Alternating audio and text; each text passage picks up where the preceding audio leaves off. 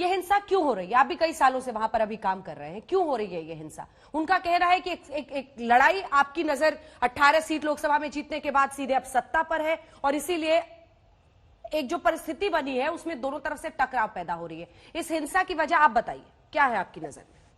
देखिए अंजना जी, मैं 6 वर्ष से यहाँ पर प्रभारी हूँ। जब मैं गया था, जब भारतीय जनता पार्टी का इतना प्रभाव नहीं था, तब हिंसा होती थी सीपीएम के लोगों की, तब हिंसा होती थी कांग्रेस के लोगों की हत्या होती थी। अब जैसे जैसे भारतीय जनता पार्टी का प्रभाव बढ़ा, भारतीय जनता पार्टी पंचायत के चुनाव में बहुत अच्छे तरीके से परिणाम लाए।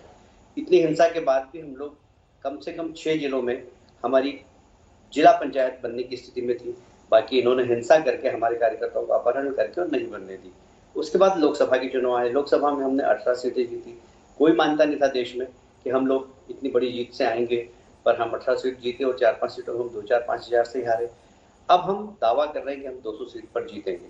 जैसे जैसे भारतीय जनता पार्टी का प्रभाव बढ़ता जा रहा है, वैसे वैसे भारतीय जनता पार्टी के कार्यकर्ता टारगेट होते जा रहे हैं।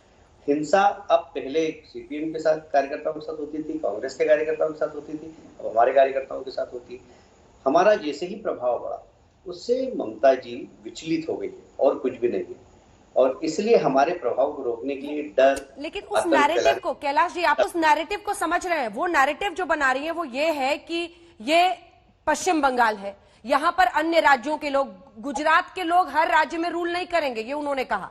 उनका ये कहना है कि ये बाहर के लोग आकर यहां पर अब हिंसा फैला रहे हैं। जो नैरेटिव वो बना रही है उसको समझिए, उसका क्या जवाब होगा? क्योंकि वो ये बता रही हैं कि लगातार अब बीजेपी जिस तरह से अग्रेसिव हो गई, आक्रामक हो गई है चुनावों को लेकर, उसकी वजह से आप कह रहे हैं अब की बार 200 पार, वो कह रही हैं कि बंगाल को बीजेपी से बचाओ। आपने बिल्कुल बहुत सही प्रश्न किया है। सरकार उनकी है, पुलिस उनकी है, एक आध बाहर के आदमी को पकड़ा क्या उन्होंने? कोई एक आध गुंडा पकड़ा हो बाहर का जो भारतीय जनता पार्टी से संबंधित हो और वो बताए जनता के सामने कि ये भारतीय जनता पार्टी संबंधित व्यक्ति है जो यहाँ हिंसा फैला रहा है? आज तक एक भी नहीं मिला उनको। बातों के पकोड़े पकाना और वास्तविकता में जमीन और आसमान का अंतर है। जितने भी गुंडे हैं वो सब गुंडे टीएमसी के हैं। सत्ताधारी दल के साथ साधारण तरह गुंडे रहते हैं।